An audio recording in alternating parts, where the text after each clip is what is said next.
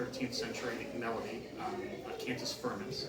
That was a good place to pick because the medieval church did a really extensive job documenting what those modes and what those melodies are supposed to sound like, because they just needed so much music and they needed to teach so many people how to sing that music.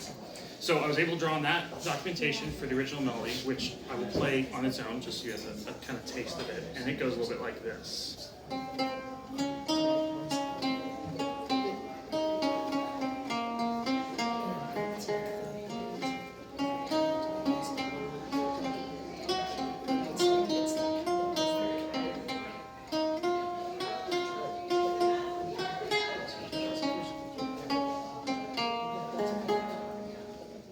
That's my oldest melody, troubadour song type melody.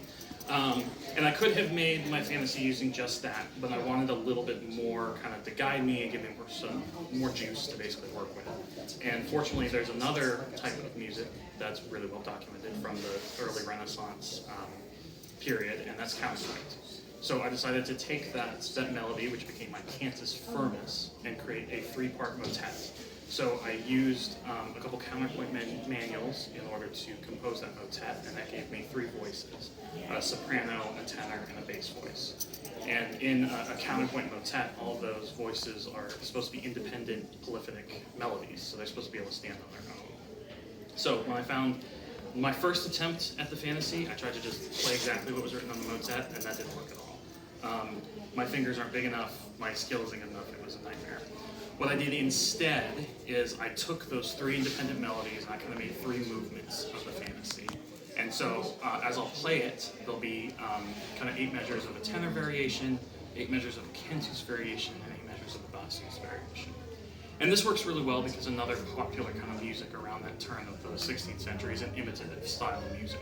So kind of quoting and repeating essential melody while embellishing it is super stylistic. I am going to play through it twice. The first time I'm going to kind of stick to what I have written down as part of the fantasy. I didn't do a counterpoint accompaniment to it. It's kind of very loosey-goosey. Outline the cadences, outline the chord shapes, kind of what sounds nice to make it sound full on the lute. But what was written down is actually very rarely what was played for a fancy or a fantasy. You find a couple of these pieces written in manuscripts or written in books of songs and music kind of as interludes.